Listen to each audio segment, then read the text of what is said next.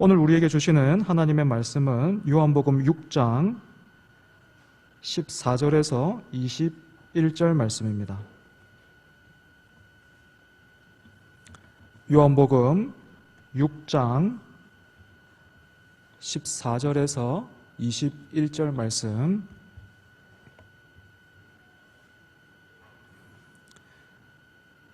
주시는 말씀을 믿음으로 잘 받는 우리 모두가 되면 좋겠습니다. 하나님의 말씀입니다. 그 사람들이 예수께서 행하신 이 표적을 보고 말하되 이는 참으로 세상에 오실 그 선지자라 하더라. 그러므로 예수께서 그들이 와서 자기를 억지로 붙들어 임금으로 삼으려는 줄 아시고 다시 혼자 산으로 떠나가시니라. 저물매 제자들이 바다에 내려가서 배를 타고 바다를 건너 가버나움으로 가는데 이미 어두웠고 예수는 아직 그들에게 오시지 아니하셨더니 큰 바람이 불어 파도가 일어나더라. 제자들이 노를 저어 시별이쯤 가다가 예수께서 바다 위로 걸어 배에 가까이 오심을 보고 두려워하거늘 이르시되 내니 두려워하지 말라 하신대 이에 기뻐서 배로 영접하니 배는 곧 그들이 가려던 땅에 이르렀더라. 아멘. 오병이어의 표적을 행하신 예수님께서 오늘 본문에서는 물 위를 걸으십니다. 두 사건 모두가 다 우리의 경험과 상식 밖의 일이기 때문에 자칫하면 오늘 우리 또한 예수님 앞에 모여 있었던 그 무리들처럼 반응할 수 있습니다. 여러분, 무리들이 어떻게 반응했습니까? 예수님께서 놀라운 일을 행하실 때마다 세상에 어떻게 저런 일들이 가능하지? 이야, 저 청년, 저 예수 정말로 대단하구나 하면서 놀라고 신기해하면서 저 사람이라면 나를 잘 살게 해주겠구나 하는 그런 마음에 임금으로 삼고 싶어 했습니다. 여러분, 이렇게 무리들이 예수님을 임금으로 삼고자 했던 것과 오늘 우리가 예수님을 구주로 영접해서 믿는 것은 어떻게 다릅니까? 성도들은 예수님 앞에 무릎을 꿇고 예수님 밖에는 없습니다. 예수님이 아니면 안 됩니다. 이렇게 고백하지만 무리들은 예수님을 때때로는 실력이 좋은 의사처럼, 또 때로는 방앗간 주인처럼, 또 때로는 슈퍼맨 같은 히어로로 생각하고 또 그렇게 기대하는 것입니다. 하지만 여러분, 성경 전체가 그러하듯이 오병이어의 표적과 예수님께서 물 위를 걸으신 이 두 가지 사건도 예수님께서 메시아로서의 어떤 화려한 개인기를 펼쳐 보이신 사건은 아닙니다. 이 두 가지 사건이 예수님의 개인기가 아니라면 무엇입니까? 일찍이 신명기를 통해서 모세가 그리고 우리 주님도 말씀하시기를 사람이 떡으로만 살 것이 아니요 하나님의 모든 말씀으로 산다고 그렇게 말씀하셨는데 그 말씀이 친히 오셔서 우리를 어떻게 살리는지를 보여주시는 그런 시청각 교육이요, 또한 그렇게 생명의 떡을 먹은 사람들이 예수님과 어떤 관계에 들어가게 되는가 하는 것을 보여주는 그런 사건입니다. 그렇기 때문에 오병이어의 표적과 예수님께서 물 위를 걸으신 이 두 가지 사건은 따로 떨어져 있는 것이 아니라 하나의 흐름 속에 있는 것입니다. 오늘 본문과 동일한 내용이 마태복음과 마가복음에도 있는데 요한복음을 기록한 이 사도 요한은 다른 복음서에 비해서 굉장히 담백하게 이 사건에 대해서 증언하고 있는 것을 보게 됩니다. 한 가지 예를 들자면 마태복음 14장을 통해서 이 사건을 보면 베드로가 물 위로 걸어오시는 예수님을 보고 자기도 예수님처럼 물 위를 걷게 해달라고 요청을 해요. 그래서 베드로가 물 위를 걷게 되지만 계속해서 불어오는 그 풍랑으로 인해서 베드로가 물에 빠지자 예수님이 다가가서 이렇게 건져주시죠. 그런데 사도 요한은 이처럼 굉장히 드라마틱한 이야기를 생략하고 있단 말입니다. 저는 이렇게 다른 본문들과 오늘 요한복음의 기록을 비교해 보면서 사도 요한이 이 특별한 의도를 가지고 있다라는 그런 생각을 하게 됐습니다. 제가 느끼기에 사도 요한은 예수님이 물 위를 걸으시고 또 베드로도 잠시지만 물 위를 걸었다라는 이 이야기에 초점을 맞추는 것이 아니라 예수님과 떨어져 있는 제자들과 또 예수님과 함께 있는 제자들의 그 모습에 초점을 맞춰서 예수님과 제자들의 관계, 그리고 또 예수님과 제자들의 그 동행을 강조하고 있는 것처럼 보여요. 그럼 실제로 오늘 본문을 한번 따라가 보겠습니다. 16절 보시면요, 날이 저물매라는 그런 말로 시작하고 있습니다. 여러분 직장 생활을 해 보셔서 아시죠, 그죠? 어떤 날은 일이 너무나 많고 바빠서 하루가 어떻게 지나갔는지도 모르는 그런 때가 있는데, 제자들에게는 이 날이 바로 그런 날이었습니다. 남자만 5천 명쯤 됐으니까 여자들과 또 아이들까지 합치면 아마도 한 2만 명 정도가 모였을 것이라고 추정이 되는데, 12명의 제자들이 이 많은 사람들을 섬겼습니다. 예수님께서 보리떡 5개와 물고기 2마리를 무리들에게 나누어 주시는데 놀랍게도 그 손에서 음식이 끊어지지가 않는 거예요. 여기저기서 저마다 한 50명씩 아니면 100명 정도로 모여 앉아있던 사람들이 음식을 기다리고 있습니다. 그리고 음식을 막 요청했겠지요. 제자들은 이 엄청난 무리들 사이사이를 다니면서 그 음식을 날라다 줬습니다. 너무나도 바쁘고 고된 일이기는 했지만 제자들은 아마 힘든 줄도 몰랐을 겁니다. 음식을 받아든 그 무리들의 미소와 예수님을 향한 그 칭찬들이 예수님을 따르고 있던 그 제자들을 더욱 으쓱하게 만들어줬을 거예요. 심지어 무리들 중에서는 예수님을 임금으로 모시자라는 그렇게 임금으로 모시자고 소리치는 그런 사람들도 있었습니다. 그러자 거기에 많은 사람들이 호응해서 맞다면서 그렇게 그 분위기가 마치 그 콘서트 현장을 방불할 정도로 그렇게 뜨겁게 되었을 겁니다. 하지만 우리 예수님은 이렇게 분위기가 정점으로 치닫고 있는 시점에서 제자들을 불러서 배를 타고 건너편으로 건너가라고 말씀하셨습니다. 마태복음과 마가복음을 통해서 보면 예수님께서 제자들을 재촉하셨다 이렇게 되어 있어요. 제자들은 계속해서 그곳에 있고 싶었을 겁니다. 그 분위기를 계속해서 느끼고 싶었겠죠. 무리들의 찬사와 그 사람들이 뿜어내는 어마어마한 에너지에 당장 무슨 일이라도 일어날 것 같은, 아니 안 될 일이 없을 것 같은 그런 느낌, 그 현장 속에 제자들은 계속해서 있고 싶었던 것입니다.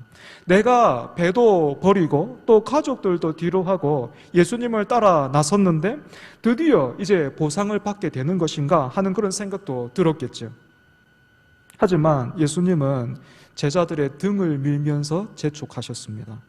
무리들은, 이 사람들은 내가 보낼 테니까 너희들은 먼저 배를 타고 저 건너편으로 건너가라 하신 거예요. 어떻게 보면 굉장히 서운하겠죠, 그죠? 제자들은 이렇게 예수님께 등을 밀려서 배를 타게 되었습니다. 제자들이 배를 타고 건너야 할 코스는 한 11km 정도 되는 그런 거리였습니다.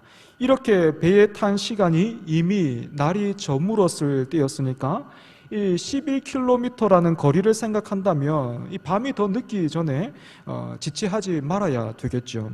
하지만 제자들은 그럴 생각이 없어 보입니다. 저마다가 방금 전 함께 경험했던 그 일들로 이 몸과 마음이 상기되어 있었기 때문이죠. 아마 제자들 중에는 그 어부 출신도 몇 명 있었기 때문에 마음만 먹으면 여기는 눈 감고도 가겠다라는 그런 자신감이 있었는지도 모르는 일입니다. 그래서 제자들은 배를 타자마자 자기들끼리 이제 구역 모임을 시작을 합니다. 야, 예수님께서 오병이어를 가지고 기도하시는 거 봤냐? 그 손에서 음식이 떨어지지 않는데, 야, 나 그거 보고 놀라서 기절하는 줄 알았다. 예수님이 참 어떤 능력이 있는 것 알고는 있었지만, 야, 이런 능력까지 있는지 내가 몰랐는데.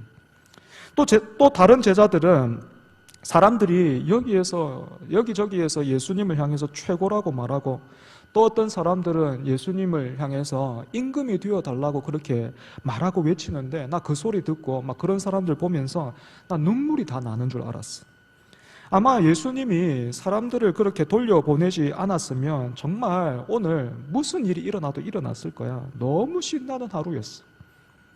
야, 이제 예수님이 앞으로도 이런 일들만 계속해서 하시면 좋겠다. 이렇게 일하는 건 힘들지도 않고 피곤하지도 않아. 아마도 제자들은 이런 이야기들로 서로 꽃을 피웠을 겁니다.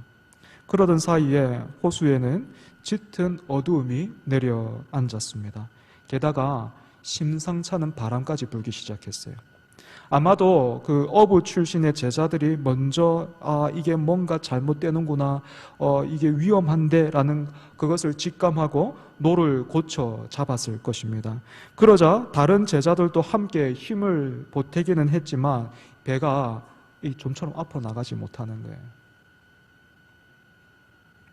여기서 마가복음은 예수님께서 제자들이 힘겨워하고 있는 것을 보셨다 이렇게 말하고 있습니다.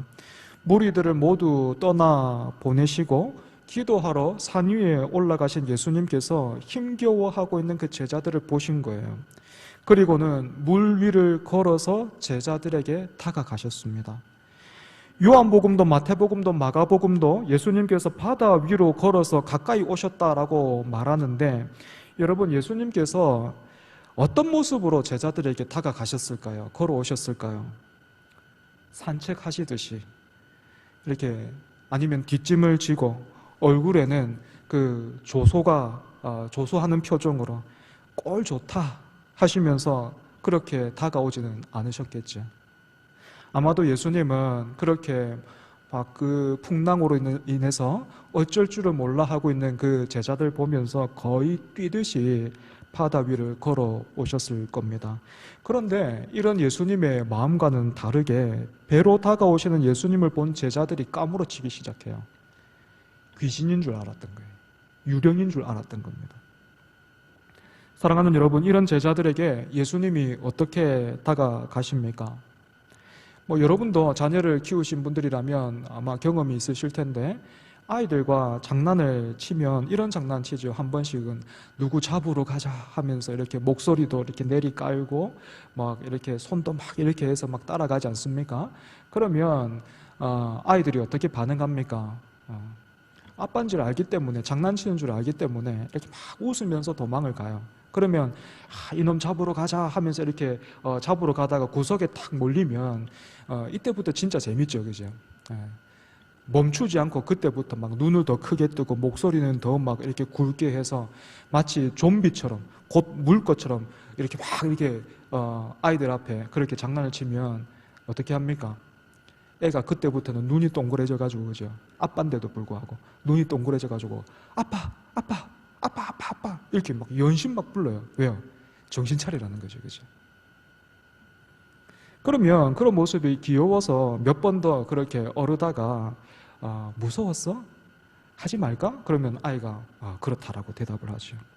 여러분, 제가 왜 이 이야기를 하냐면요, 예수님께서 바다 위를 걸어 오셔서 제자들에게 해병대식으로 제자들이 타고 있던 배를 뒤집어 엎지 않으시더라는 것입니다.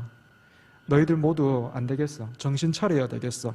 지금부터 남은 거리는 수영해서 간다. 따라와. 그러면서 예수님 물 위를 걸어가고 제자들은 수영해서 가고, 이렇게 하시지 않고 어떻게 합니까? 예수님이 어쩔 줄을 몰라 하고 있는, 예수님을 알아보지도 못하고 귀신인 줄 알고 막 까무러치고 있는 그 제자들을 향해서 어떻게 하십니까?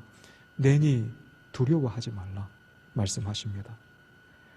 마태복음에는 여기에서 나도 물 위를 걷게 해달라라는 베드로의 요청이 있습니다. 하지만 요한복음에서는 이것을 생략하고 제자들이 예수님을 알아보고 기뻐서 배로 영접했다. 그랬더니 배는 곧 그들이 가려던 땅에 이르렀다라는 이 말로 끝이 나고 있습니다. 사랑하는 여러분, 저는 오늘 본문의 강조점이 바로 여기 있다라고 생각을 합니다. 제자들이 배로 예수님을 영접했더니 배는 곧 그들이 가려던 땅에 이르렀다 하는 것입니다. 제자들은 방금 전까지 오병이어라는 기적의 현장에 있었습니다. 큰 은혜를 경험한 거죠. 은혜를 받으면 지치지 않는 것이 이런 것이구나 하는 것을 그들은 실제로 느꼈을 것입니다. 우리는 이렇게 은혜를 받으면 그때부터 모든 일들이 척척 풀릴 것이다라고 믿고 그렇게 기대하죠. 하지만 제자들 앞에 감당할 수 없는 그런 바람이 불어요. 어부 출신인 제자들도 어떻게 손을 쓸 수 없는 그런 풍랑이 불어닥칩니다. 하지만 제자들이 탄 배에 예수님이 오르시자 배가 앞으로 나아가기 시작합니다. 그래서 결국에는 그들이 가려던 땅에 도착할 수 있게 됐습니다. 여기서 우리는 너무나도 쉽게 예수님이 타시자 아마도 그 풍랑이 잠잠해졌을 것이다 그렇게 생각을 합니다. 물론 복음서에서는요, 예수님께서 그렇게 풍랑을 꾸짖으신 그런 사건이 기록되어 있지만 오늘 본문의 일은요, 그 일과는 다른 사건이에요. 마태복음에도 마가복음에도 또 오늘 본문에도 풍랑이 잠잠해졌다라는 어떤 그런 기록은 없습니다. 이것이 무엇을 의미합니까? 풍랑이 있어도 괜찮고 없어도 괜찮다라는 의미입니다. 그래서 오늘 우리가 확인하고 기억해야 하는 것은 예수님을 배로 영접하자 곧 그들이 가려던 땅에 이르렀다라는 것입니다. 사랑하는 여러분, 오늘 우리가 모여서 드리는 예배도 마찬가지입니다. 여러분은 예배를 통해서 무엇을 기대하십니까? 은혜를 받아서 그 힘으로 더 잘 살아보자 하는 것도 좋지만 그것이 휴대폰을 충전하는 그런 식이면 안 되는 것입니다. 복된 주일에 예배라는 귀한 시간을 통해서 우리 모두가 확인해야 하는 것은 가지가 줄기에서 떨어져서는 살 수 없듯이 우리 또한 예수님을 떠나 살 수 없다는 것이어야만 합니다. 몇 주간 제가 주보를 통해서 개인의 경건을 돌아보고 힘쓰자고 말하고 있는 것도 마찬가지입니다. 은혜를 빌려서 우리의 삶을 살만하게 만들어 보자, 윤택하게 한번 만들어 보자 하는 것이 아니라 내가 예수님 안에 거하고 예수님이 내 안에 거하시는 것을 확인하자. 우리는 그런 존재이다. 그렇게 말하는 것입니다. 하지만 우리는 물 위를 걷게 해달라라는 베드로처럼 살고 싶어 합니다. 주님, 나에게 말씀하셔서 주님처럼 물 위를 걷게 해달라라는 것입니다. 이 풍랑에 그래서 전혀 영향을 받지 않고 물 위를 걷는 그런 존재로 세상을 살고 싶어 합니다. 하지만 베드로가 어떻습니까? 잠시 걷기는 하지만 풍랑으로 인해서 바다에 빠지고 말죠. 곧 빠지고 말아요. 몇 걸음 못 걸어서 빠지고 말아요. 여기서 어떤 분들은요, 베드로가 믿음을 가지고 끝까지 그렇게 담대하게 걸어야만 했는데 파도와 바람을 보고 두려워했기 때문에 잘못된 것이다라고 그렇게 말해요. 하지만 여러분, 베드로가 두려워했다라는 것은 문제가 되거나 잘못이 될 수 없어요. 눈앞에서 풍랑이 일어나는데 그게 어떻게 안 두렵습니까? 그게 어떻게 안 무섭습니까? 그래서 문제는 무엇입니까? 내가 걷는 것이 자랑이 아니라 우리의 자랑은 나를 걷게 하시는 분이 나와 함께 하시는구나, 내 앞에 계시는구나 하는 것입니다. 사랑하는 여러분, 오늘도 예배에 나오신 여러분들 너무나도 잘하셨습니다. 하지만 우리의 예배가 세금을 내듯이 의무를 다하고 때우는 것이면 안 됩니다. 어느 정도 위로받고 또 종교심을 채우고 약간의 어떤 찔림을 받고 가는 것도 안 될 일입니다. 여러분, 지금 여러분은 예수님과 동행하고 계십니까? 여러분 안에 계신 성령님의, 여러분 안에 다 성령님이 계신데 그 성령님의 눈치를 보면서 사는 것이 아니라 진심으로 그 성령님의 인도하심을 바라고 귀 기울이면서 순종하고 또 존중하고 계십니까? 또 사랑하고 계십니까?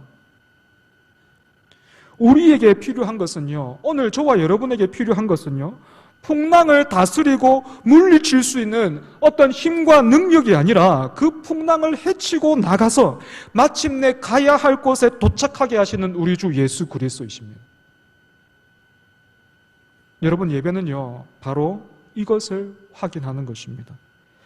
나는 주님 밖에서는 아무것도 할 수 없구나. 주님 밖에서는 바벨탑을 쌓을 수밖에 없구나. 은혜가 아니면 나는 설 수도 없고 살 수 없구나. 혹 일이 잘 된다고 해도 은혜가 없으면, 그 안에 우리 중심에 예수 그리스도가 안 계시면 위험하구나 하는 것을 아는 것입니다. 말씀을 정리하겠습니다. 제자들이 오병이어의 표적을 통해서 큰 은혜를 받았습니다.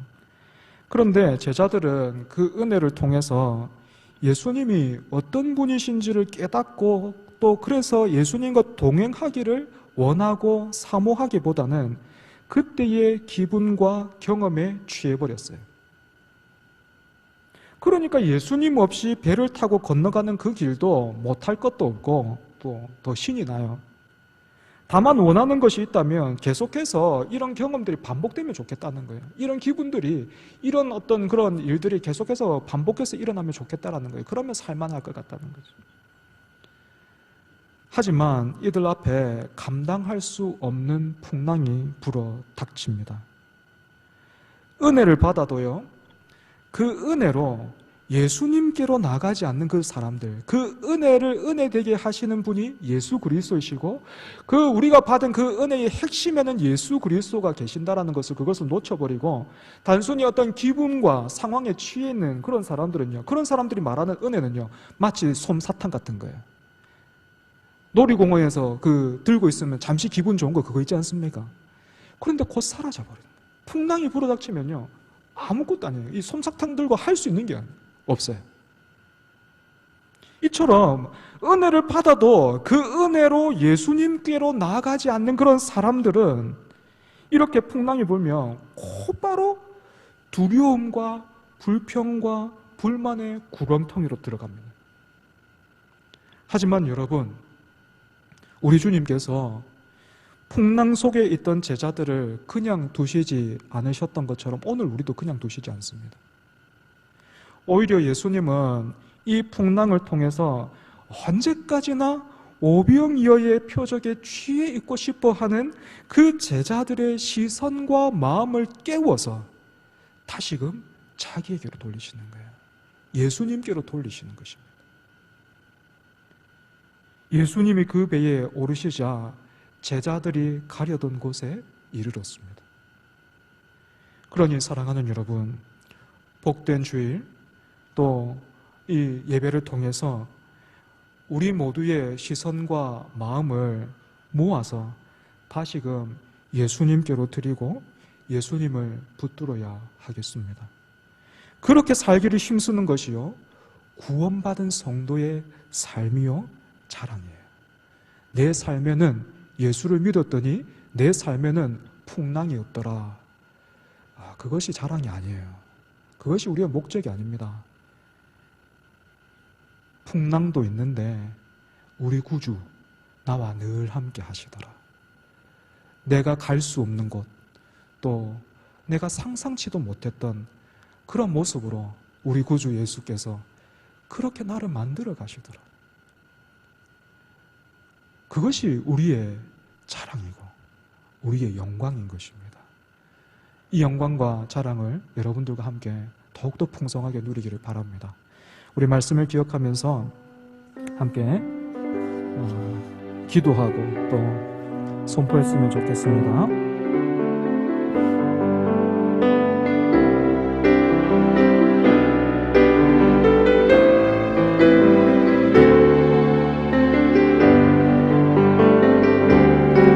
세상의 유혹 시험이 내게 몰려올 때에 나의 힘으론 그것들 모두 이길 수 없네. 거대한 폭풍 가운데 위축된 나의 영혼 어찌할 바를 몰라 헤매이고 있을 때 주 찬양 손을 들고 찬양 전쟁은 나에게 속한 것 아니니 주 찬양 손을 들고 찬양 전쟁은 하나님께 속한 것이 2절입니다. 거짓과 속임수로 거짓과 속임수로 세상에서 어디로 갈지 몰라 머뭇거리고 있네. 곤충의 권세 잡은 자 지금도 우리를 실패와 절망으로 넘어뜨리려 하네. 주님 찬양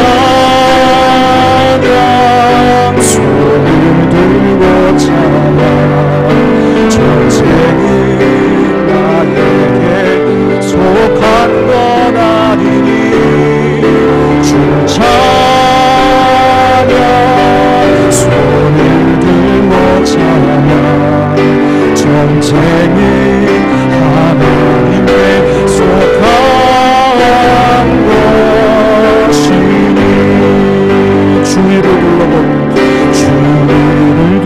둘러보면 아무도 없는데 믿음의 눈을 뜨면 보이는 분 계시네. 지금도 내 안에서 역사하고 계시네. 사망과 어둠의 권세 물리치신 예수님 주님 찬양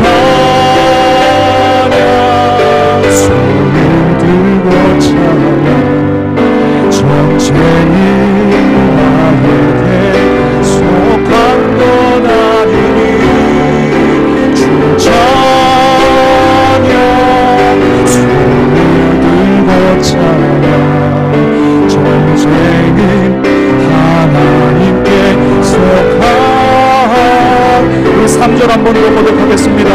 주위를 둘러보면 아무도 없는데 주위를 둘러보면 아무도 믿음의 눈을 들면 믿음의 눈 보이는 분 계시네. 보이는 분 계시네. 지금도 내 안에서 역사하고 계시네. 사망과 어둠의 권세 물리치신 예수님 주님 찬양 손을 들고 찬양 전쟁은 나에게 속한 것 아니니 주님 찬양 손을 들고 찬양 전쟁은 하나님께 속한 것이. 사랑하는 여러분, 이 시간 함께 기도했으면 좋겠습니다. 전쟁 같은 현실에서 전쟁 같은 삶을 살다가 오늘 예배로 나오신 여러분들에게 또 오늘 우리 모두에게 주시는 하나님의 말씀이 무엇입니까? 전쟁이 우리에게 속한 것이 아니라 하나님께 속해 있다는 것입니다. 제자들이 한 걸음도 나갈 수 없었던 그 배에 예수님께서 타시자 그 배가 가려던 곳에 이르렀다는 말씀 오늘 우리가 함께 나누었습니다. 여러분, 예배를 통해서 다시 한번 우리가 기억하기를 바랍니다. 우리가 바라고 원하고 구하는 것은 하나님 풍랑이 좀 없었으면 좋겠습니다. 예수를 믿었는데 헌금도 드리고 예배도 드리는데 왜 내 삶에 이런 일들이 일어나는 겁니까? 이것이지만 우리 예수님 우리에게 뭐라고 말씀하십니까? 우리의 그 상황을 다 아시고 예수님이 오시는 겁니다. 단지 우리의 그 현실의 그 고통과 그 문제를 조금 덜어주시는 것을 넘어서서 예수님이 함께 오시는 것입니다. 그 예수님을 우리가 기뻐하고 즐거워하는 그 예수님을 우리가 바라보는 그 예수님으로 인하여 만족하는 우리가 되었으면 좋겠고 우리가 그렇게 예배하는 공동체로 거듭났으면 좋겠습니다. 사랑하는 여러분, 전쟁 같은 현실에 예수님이 함께 하십니다.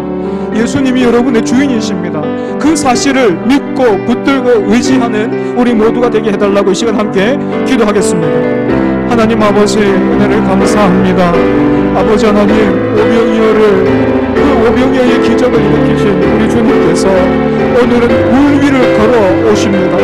그런데 예수님께서 행하시는 그 모든 일들이 그 예수님 예수님께서 자신의 능력을 어디 한번 모아라 하면서 펼쳐보시는 것이 아니라 제자들을 위해서 그 제자들이 그 오병이어에 취해서 은혜는 받았는데 그 큰 일들을 경험했는데 그 일들을 통해서 예수님을 놓쳐버렸고 하나님 그 풍랑을 통해서 예수님은 다시금 붙어져 있는 그 제자들의 시선과 그 마음을 주님께로 향하게 하십니다.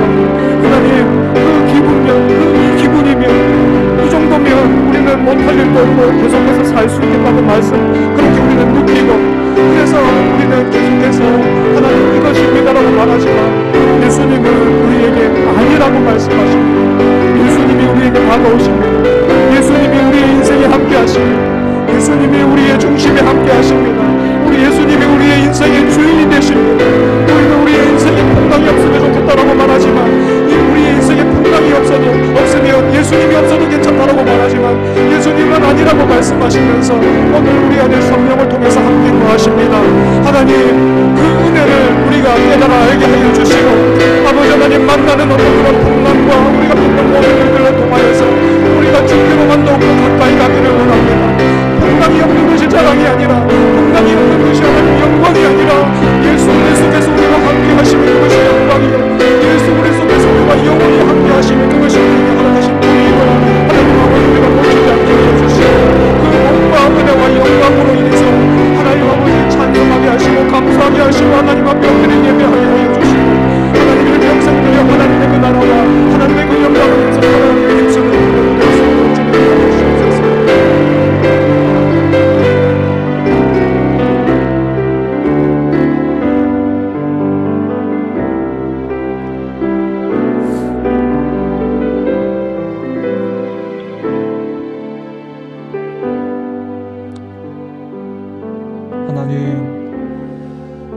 사랑하는 우리 성도들을 오늘 복된 주일 또 예배의 자리로 불러주셔서 함께 예배하고 또 말씀을 나누게 하시니 주님 감사합니다.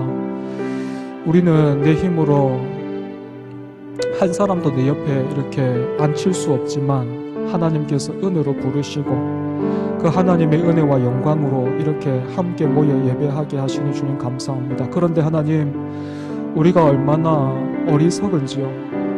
오늘 본문의 제자처럼 우리는 은혜를 사모하지만 그 은혜가 언제나 어떤 기분과 상황에 취해 있기를 바라는 내 삶에 풍랑이 없으면 좋겠다는 그 풍랑이 없는 삶이 곧 은혜를 받은 그런 삶이라고 우리는 착각하며 또 그것을 기대하며 그것을 또 구하며 그렇게 하나님 앞에 나갑니다. 하지만 하나님 너무나 감사한 것은 아니라고 말씀하시며 더 큰 복이 있고 더 큰 영광이 있다고 말씀하시며 제자들에게 다가가셨던 것처럼 오늘 우리에게도 다가오셔서 우리와 함께 하십니다.